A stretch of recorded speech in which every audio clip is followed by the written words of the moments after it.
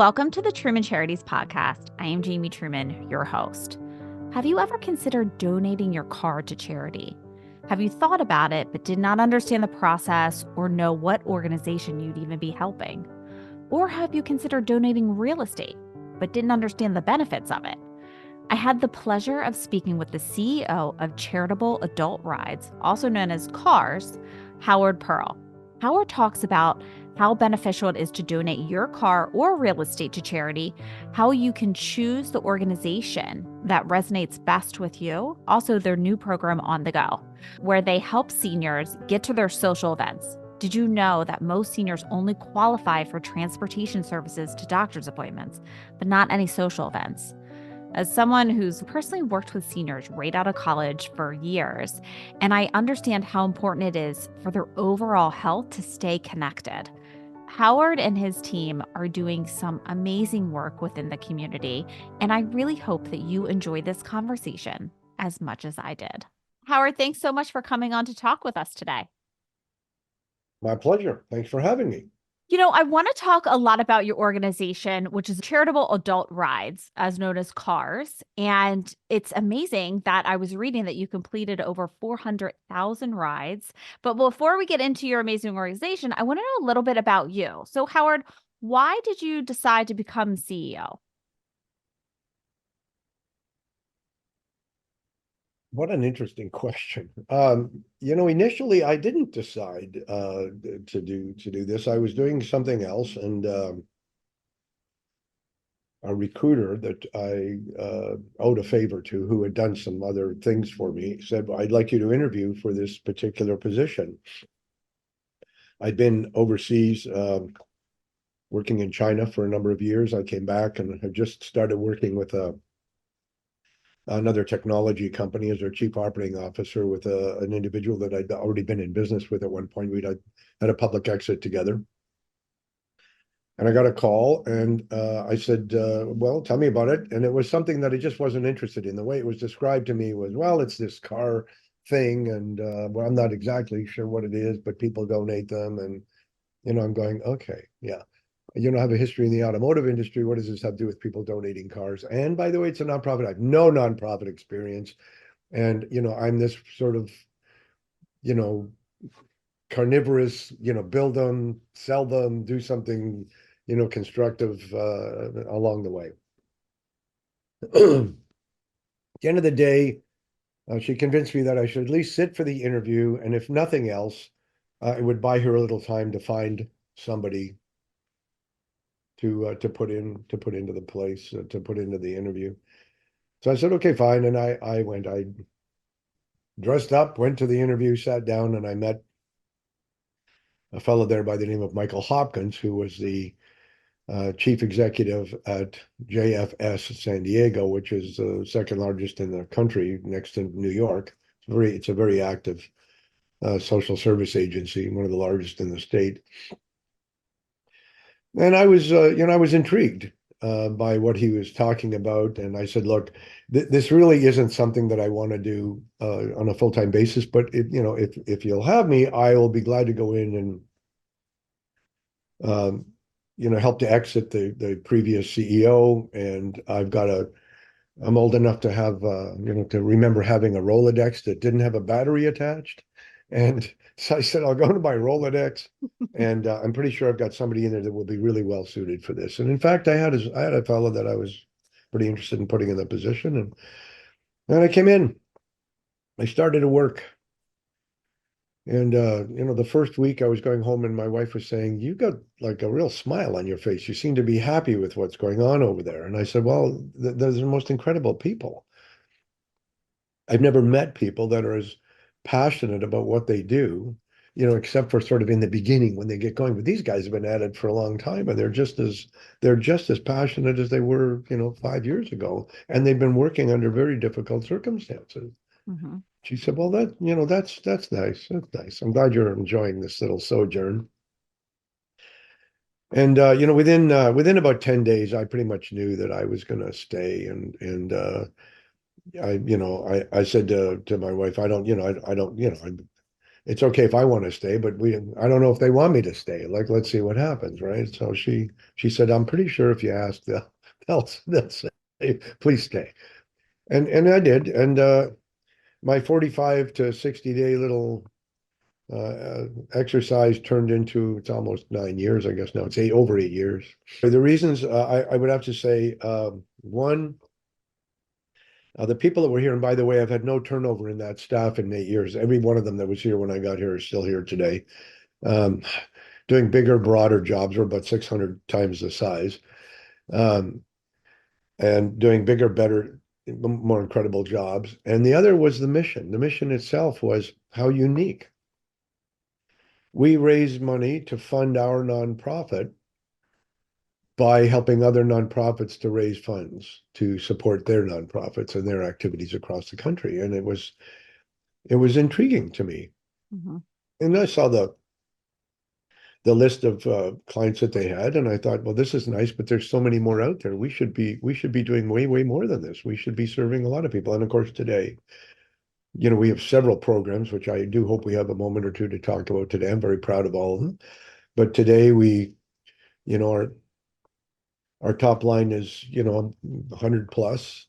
We serve 8,000 plus, about 8,400 nonprofits across the country, and they include everybody from, Red Cross, St. Jude Children's Research Hospital, Shriners, Kidney, um, all of the, most of the AAA guys, right down to perhaps have a small, chapter of the Catholic Charities, and you're operating out of a church basement, and all you need are maybe 3 cars a year, give you about $9,000 worth of margin, and that's your entire budget for the year. Or, we only serve spotted dogs with 3 legs and bobtails. And if the government says you're a 501(c)(3), we'll take you to market. We'll prepare your marketing materials. We'll help you with your digital campaigns. We'll help you with your mailing and so on. We've got a very large marketing department because we partner with our nonprofits. We're not a professional fundraising organization. We are a nonprofit that only serves nonprofits, that is, in fact, owned and operated by a nonprofit. So we bring all the tools to take your nonprofit and develop a fundraising program for you, which has been incredibly successful for, most of the people that we have, that we partner with, and we share those revenues. So in fact, it's a genuine partnership. If you don't make, if you don't make 80 cents, we don't make 20. Got It's it. an 80-20. We turn 80%. So tell me a little bit about how you make your decision of who to partner with. Well, the first criteria, of course, is, are you a nonprofit? Our systems will not perform. Our computer systems won't process anything if you don't have a valid 501(c)(3) or C4. So one, certified that in fact they are legitimate nonprofits. Two is our business development group, has and the accounting group had part of it, paralegal, who will do some research on, who are you? Who are your directors? What's the history of this organization? Is it legitimate and credible? Just because it's 501(c)(3) doesn't mean it's being operated well. And so on. So once we've determined that it's a legitimate, credible, organization, and that we have reasonable people we're dealing with, the business development team has, basically a success group in it. And their job is to interview with you, really learn about your nonprofit, and then the marketing department will prepare marketing materials, which you have access to 24 hours a day, 7 days a week, that you can download and either use on your website or use with your mailing lists or use with wherever you go to your donor base. In addition to that, we'll design a pay-per-click program for you, and an outreach program. We also, we're very fortunate. We have a relationship with Cox that owns Kelly Blue Book. If you go to Kelly Blue Book, one of the buttons you can push there is donate if you don't like the value you're getting for your car. Perhaps you want to donate it and have a tax, tax advantage from that instead. So you can donate through Kelly Blue Book. And what that does, it brings you right. And we have a lot of other sites that also bring you to the choices of the 8,000. So you'll be asked questions as a donor. Mm-hmm. What are you interested in? Like, first off, are you interested in geographically? Do you want to give it to a national organization or something local? Interested in animal rights, people's rights, human issues, Mm-hmm. food insecurity, transportation, and so on. So, and we do the same thing with real estate, by the way, which is about a 2-year-old venture now that's going really incredibly well. Most nonprofits don't want to have anything to do with real estate. It's a very complex issue. We've defined and designed and are actively working within a system that negates 100% of the liability for any nonprofit that receives a donation of real estate. And that's going really well right now. Okay. Yeah, I started reading a little bit about that. So you said that's a new venture that you're doing, and that's been about 2 years, right? And we did a pilot for a year, worked out some of the bugs, as it were, and there were plenty, and really we've sort of gone full steam ahead, taking it to market, and some of our larger clients are using it very successfully. Um, Stations across the NPR system, we serve about 80% of the NPR and PBS stations in the country that have vehicle donation programs. Um, and in addition, DAV is another one, disabled vets, who are one of the largest, military advocacy groups, and they've done very well with real estate. So I want to hear a little bit about some of your success stories within your organization, and then also why donate a car. Let's talk a little bit about that. What are the benefits of that, and why is that so necessary within so many different organizations? I think there's a couple of it depends on the perspective you come from. If you're coming from from an environmental perspective, donate that car. Let's give it a second life. Most people want to get rid of their cars. They start thinking about getting rid of their cars, as soon as that thing turns 50,000 or 65,000. At 75,000, they're, oh my gosh, this thing should go, right? But most vehicles will give you 150 to 200,000 miles reliably with their major components. Obviously, hoses, brakes, and things like that need to be replaced. But most vehicles, and as much as I hate to say it, particularly the Japanese vehicles, they'll run 250,000 miles, 300, 350 kilometers without an issue, Mm-hmm. a major issue. So one, we like to see these things repurposed. We don't just want to see them, lie fallow. That's one. It gives an individual with a smaller income, less access to credit, an opportunity to buy, a vehicle from a different category of dealership. That's number one. Number two, again, along the environmental lines, um, you know, uh, some of our nonprofits insist that a certain percentage of these things actually go to be either recycled or dismantled. Everything below a certain year, they want them off the road. So it depends on where the organization is coming from. But for the individual, the Mm-hmm. advantages are really quite significant. So let's assume that we take our car in and we go to the Chevrolet dealer or to the Ford dealer, Chrysler, whatever you want, Subaru, pick a brand. Mm-hmm. I go into the dealership and they offer me very little money for the car, right? The car is not 100%, and they don't. Then it's almost not worth it for me to trade it. So if I donate the vehicle, we are averaging about $1,700 a vehicle that's being sold, um, and we that's an average. We get collectibles sometimes. We had a collectible go last year for 82,500. We routinely see collectibles go, in the 30, 40, 50, $60,000 range.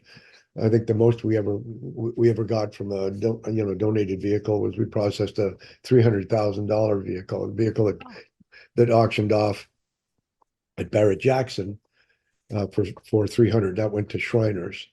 Um, so the fact is that, one, you don't have to deal with the paperwork other than signing your ownership over your title over. Hmm. So it's no hassle. Whether it's sitting at the dealership because it's broken down and you don't want to pay for expensive repairs, we'll come pick it up. Tow truck will pick it up there. So you get the tax credit, which is a tax credit. So it's worth that money. Two, it's just so convenient. It's like, hello, yes, we'll be there, pick it up. Thanks very much. So, is there any individuals in particular that you know of personal stories that they've really been positively impacted by your organization? It's hard for me to, pick out individuals. So let me pick out individual organizations where you can see the impact on mass. Um, St. Jude Children Research Hospital. They're taking somewhere between $4 and $5 million a year out of the program. Actually, that's pretty close, plus minus. I think it's actually a little better than that. But um, we've been to the hospital many times.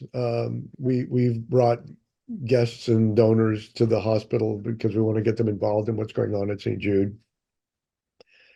And so, can you say which child, which piece of research, which impacted even our adult health because of the research they do at that hospital that's out in the world? Do we know what that is? I can't say exactly. Shriners, the kids, the burn kids, my gosh. We see the work that they do, so we see where the money goes and how it helps. We go to um, the DAV conferences, where they service over 1,200,000 vets a year, and we see these fellows that are having, challenges that aren't even aware of the incredible number of rights that they have and privileges that they should be taking advantage of to improve the quality of their life and deal with their issues and help to manage the VA and get a better quality of work.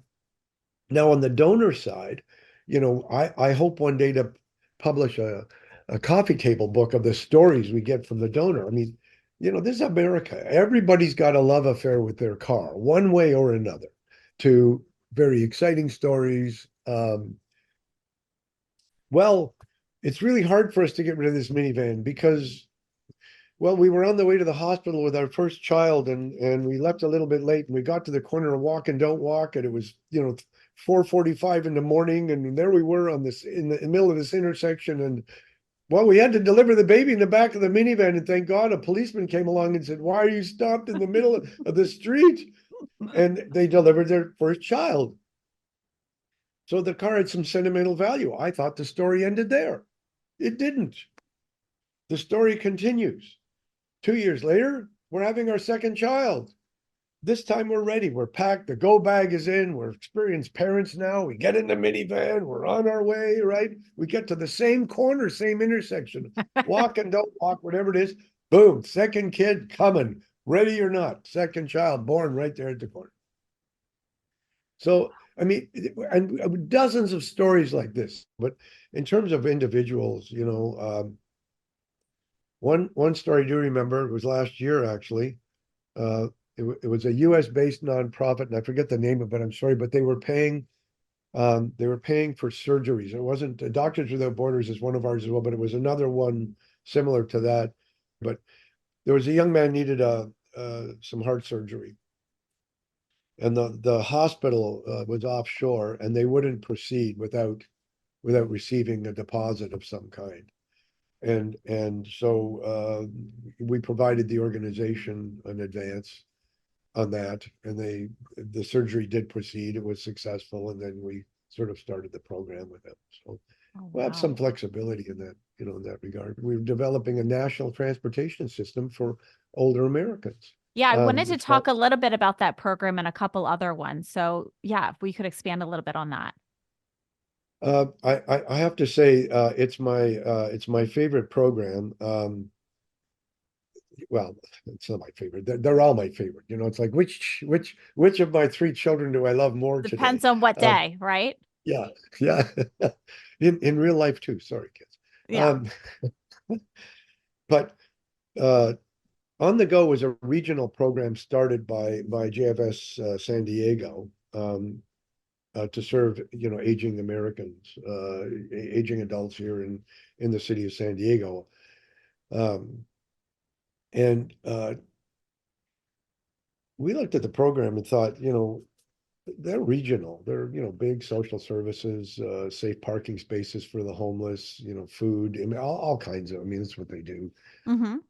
We thought, doing some research, there's 10,000 Americans turning 65 in this country every day at this point. There's no infrastructure. There's no real federally based infrastructure, to deal with dignity in aging. And for example, why should you only be able to take a subsidized ride with your insurance or government assistance, to go to a doctor or to go to, a hospital? I have a question for you. Is your hair color and the shape of your hair important to you? I can tell you from my own experience, my mother, who died at 96, the last request she made of me was, these people don't always get me to my hair appointment. My hair appointment is on Wednesdays. I'm not feeling well this week. I want to get to my hair appointment. I'm not going to meet my maker with roots. So, for a moment, I laugh. I say, come on, this is, and then you begin to realize how important those little things are in terms of dignity. And why aren't we providing, dignified services for an aging population that has served this country, built this country, had families in this country, paid their taxes and all? Why can't we do that? We think that you should have access to, either inexpensive transportation or subsidized transport. Look, when I'm 85, 90, maybe I don't want to go and do my own shopping every week. But, maybe, once a month I want to go and pick my own fresh fruits and vegetables. Maybe I just want to get out of the house. Maybe I want to go and join, my friend, Dolores, who's having her 90th birthday. And, I have no way to get there. And I don't want to impose on my children every day, particularly for something social. Or supposing I want to go to a midnight mass. All these things that we should be providing to our seniors as the country ages. And so we're active now in 22 states. Um, we have an extraordinary dispatch system. We use we use Lyft and Uber Health for the vehicles. And we have access to other, and what they call NEMT vehicles, which is non-emergency medical transport vehicles. I'm sure you've had people on that are in that industry providing convenient transportation, and it's working out quite nicely. I think we're currently, sort of rolling along at about 16,000 vehicles a month right now. So it's expanding, it's growing, and it's quite exciting. We're responding to requests, for program presentations, and we have now new programs. So we have seven. I think at this point we've got seven dedicated operators, that take the calls, Mm-hmm. to make it very simple, and it's a very, very high touch. So, we'll spend the time with you on the phone to make sure that you're comfortable, that you know where you're going. And the biggest part of the coolest part of this program is, when it comes to high touch, in some areas, the way we operate the program is, if you live in Chicago and, your parents have retired to, you know, Fort Lauderdale, you may want to know when we're picking up your mom or your dad and we're taking them to the doctor or to the barber shop. And you may want to know when he's coming home. And you may Mm-hmm. want to know if they came home and they had a package of instructions. Mm-hmm. So, part of the program can be set up to inform you of what's going on, where they are, when they are. You That's can great. follow them online from home. I can watch where my mother's going. Not that I'm, keeping track of her, but I am keeping track of her, right? Right. It's not like Yeah. she's a teenager. Right. When you say that, and I was reading online about, the amount of seniors that aren't able to go to social events, and it's sad because, long time ago when I'd first gotten out of college, I started running this assistant living, fitness center. And I remember it Yeah. was over and over, and it was like social, it keeps them healthy. The more social they are, the healthier they are, the more positive their outlook is. It just is so important. So I absolutely love that program that you guys have going on. It really is Well, going to thank make you. a huge difference. Well, we're just about to start a fundraising campaign for On the Go. It's quite expensive to run it. So we've started a campaign. I mean, you can read about On the Go at you know OTG Rides .org, otgrides.org, which will talk about the program. So if there's anyone out there, who would like to donate some capital or fund the program, we're talking to some national brands to see if they want to, you know, put their name on the program and so Mhm. on. So we're at the point now where we're into full development of On the Go. We've been working at it for a while, and it's again we've got the bugs worked out in it, and it employs now it employs all together with the operators and the people. It employs about 8 people, but we're ready to blow that up. Um, we'll convert some of our BDP operators and so on to get it there. But it is my favorite program. I don't know if you can Pull it up just a little bit more. I can see it. There you I, go. Okay. yeah, I got you. oh, there it is. There I'm you go. branded. I'm I love branded. So it. I love On it. the Go, powered by cars. It's look, the car donation program last year, we probably returned about you know, um, maybe close to $90 million to the community between the monies we distributed and the work we did in our own community. Wow. I mean, it's a huge enterprise. And unlike the other car donation program, the one with the obnoxious jingle, nothing personal. Um, we they raise funds for their own nonprofit, which is fine. They're probably one of our biggest challenges in terms of finding inventory. Um, but we feel our service is quite different. We're not just catering to people that want to give away their vehicles. We do a tremendous amount to support the success of the program with our partners. Because again, if you don't make 80 cents, we didn't make 20 cents. Mm-hmm.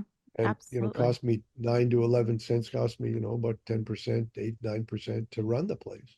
Mm-hmm. And we run a pretty tight ship here, pretty austere here. Our we do have a parent that is, I think, now 9 years, 4-star charity navigator. I may have exaggerated by a year. Um, I think, in fact, it may even be longer than that. But they're 106 years old, so I don't want to be the guy that messes up, and like I don't want one mini brick out of place. Right? I don't want to be that guy. No, you don't want to be that guy. So, how do people that are listening, what's the best way for them to get involved? Well, it depends on what involved means. We're probably the largest non I'd have to say that we're the largest car donation program in the country that you have never heard of. Mm-hmm. Because we're B2B. Other than our On the Go program, we don't get that involved with that side. But to get involved, look. Um, if you've got a nonprofit and you sit on a nonprofit board and you're looking for a way to raise a little bit of extra capital, this program costs you nothing. You sign the agreement and away you go. You don't have to write a check. You don't have to show up with one card being donated. You sign up and we'll help you get the program going. Mm-hmm. So the best way really, is to either drop us an email, at careasy.org, or I don't care, send it to me. I'll pass it along to the right folks. Howard P, Howard P, at Car Easy, CAREASY.org. Oh God, there goes the email box, hopefully. Um, and we'll pass it along and someone will call you and we'll get you going, we'll get you started. If you are, looking for a really, really purposeful and a really effective program that touches seniors across the country, come on and help us grow this on the go program. I'm excited about it because I recognize, in hopefully the distant future, it will be there for me to use, and I will have to use it. There will come a day, when my son will look up at me the way I had to look up at my parents at some point and say, "Sorry, but give me the license." Yeah. You know, True. it's inevitable. So, if you want to quietly impact, a community that has served the country, that's a wonderful way to do that. Um, and we'll find our partners. We've got some great people out there, but I like to see more, what I call real folks involved. Hmm. Um, because they're the ones that go into their community and tell the stories, right? And it's so hard not to be passionate about this stuff. I think that's why I've stayed. Why I came was one thing. Why I stayed, the people, obviously, but it's the work we do. It's not easy work, but it's so necessary. People, we have very strange concept of money in this country, but I'm telling you, there's so much good that people can do with little things like their vehicle or, small regular donations that don't impact the quality of their lives, but in so many ways impact the quality of many. Hmm. It's that's the beautiful thing about this work. It's not it, everything you do every day isn't serving one nonprofit, it's serving thousands. It's a privilege to do this job, really. The truth is, it's a privilege to do this job. I don't know how you can feel any other way. And trust me, I've come a long way in my perspective on politics and humanity and the community and service. So for me, this will be the last stop in my career, and I taking 35 years in the C-suite and putting it to work, serving this community nationally is truly it's a blessing. I hate to use that word. It's such overused these days, but it's joy. It's just pure joy. It's incredible to hear that, Howard, how it's touched you personally and how your organization is helping, I mean, hundreds of thousands of people. And before I let you go, is there anything that you wanted to talk about that we haven't covered? I think not. I think there's a lot out there for people to digest. We're I know it doesn't sound like it, but other than on the go, we're a pretty quiet organization, except for the people that we work for. When you donate your vehicle, you don't realize who's processing it, but it's quite a complex process once you pick up the vehicle and transition it and get it to an auction and then sell it and then build the protections. I really encourage people to look at real estate. If we have a couple of minutes left, I've got a great real estate story. Sure. Um, and if well, two things. One, we had a fellow that had five small strip malls. One wasn't doing very well, the others were. Long story. He donated the one that wasn't doing well. And with real estate, unlike vehicles, you get the credit for what it's sold for. With real estate, if you have a credible, and the IRS defines what a credible assessor is, if the real estate is assessed at 1,200,000 and we take it to auction and we get 800,000, you get the 1,200,000 tax credit. So and then the cash comes in and so on. So he was able to, donate, do good for the community, get a tax credit, which helped him with what his obligations were on his successful um, strip malls, but unload, if you will, Right. unload the one that wasn't performing and so on. And private property, picture this. You bought a cottage, you bought a, summer home, 35, 36 years ago, you paid $40,000 for the property, you put up a little cottage on it. But Mm-hmm. now the community is encroached. That property is worth a lot more money. You've winterized it. You raised your 4 kids there. We had a fella had 4 kids. He said, "What am I going to do with this house? We're not using it anymore. I got one kid that's gone to Chicago, one that's living in New Jersey, one that I don't know. They're all over the place, right? My youngest daughter just got, is pregnant, and it's like." So what he said was, "I'm going to donate this thing." And again, the thing was appraised at over $1 million. Mm-hmm. It brought in, I don't remember it exactly, it was somewhere just over 800. And he said, "All right, here's the thing. I want to take 200,000 of the money that comes in." So he gets a full tax credit, but of the capital that comes in, he takes 200,000, which he pays regular income tax on. It's Mm-hmm. just regular income. He gave 25,000 each to his 4 kids and said, "This is your benefit from this cottage that you've used all your life. I'm not going to give it to you so that 4 of you can go to war over who gets what." Right. And the other $100,000 he took, and he took his wife on well, that was the plan. I don't know if they actually did, but to go on one of those 9 months round the world, you move into a Oh, condo how on a fun. ship, on a ship thing. Yeah. So, but the other thing is that he was getting ready to sort of cash in his IRAs and his 401ks. But he's going into that with a, $700,000 odd dollar tax credit, pure tax credit. He'll never pay tax on that income that he's been tax protecting for years. So again, you got to talk to your tax professional, but we have a lot of tax professionals that give us opinions on how this stuff goes. So there's some real practical reasons why people donate property. And, if it's something you've got and you can't sell, you should look into that. So That's that's, yeah. Yeah, that's yeah. definitely something people should talk about with their accountant. And it sounds like it's a great opportunity for a lot of people. Look, thanks for the megaphone. I appreciate this. I really Of do. course, yes. And this is, it's truly unique when I was looking at your organization and what you guys do. I was very excited to talk to you because you could break it down a little bit. Because it is kind of a unique situation and you need that time to kind of explain and how people can really get involved and why it is so important for so many people to get involved within your organization. So I'm glad that you took the time to talk about it because you guys are doing so many amazing things for so many different organizations. I mean, you're helping, gosh, I mean, everyone. Uh, I'm lucky. I've got a great staff. They are the most amazing group of human beings I think I've ever served with.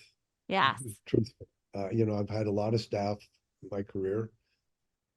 These are amazing people. They really understand the value of a gift. 2 words in this building on my sort of parting comments. Only 2 words that are important in this building. Hmm. Gratitude. People are giving us gifts. We need to sincerely dig deep when we say thank you for your gift. And margin. No money, no mission. Well, Howard, I think this is a good time to end. You explained at the very beginning, you said, I came in and I had no idea, like, why are these people they're 9 years in, 10 years into this, and they're still so passionate. Like it's like the day they just started. So now I understand it after talking to you about why everyone is just so excited about your mission and what you're doing. So thank you, Well, Howard, thank you so very much. much. Of course. Thank you. Thank you for coming on. And I want to thank everybody for tuning in to another episode of the Truman Charities podcast. And if you want to learn about Howard's organization, you want to get involved, you want to email him and get in contact, make sure to check out the show notes. Thank you.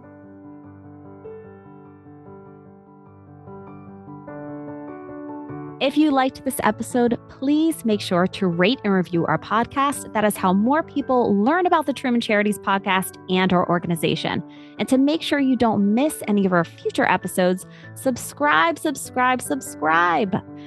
If you'd like to follow Truman Charities, you can follow us on Facebook at Truman Charities, Instagram at Jamie_Truman Charities, and check out our website, trumancharities.com.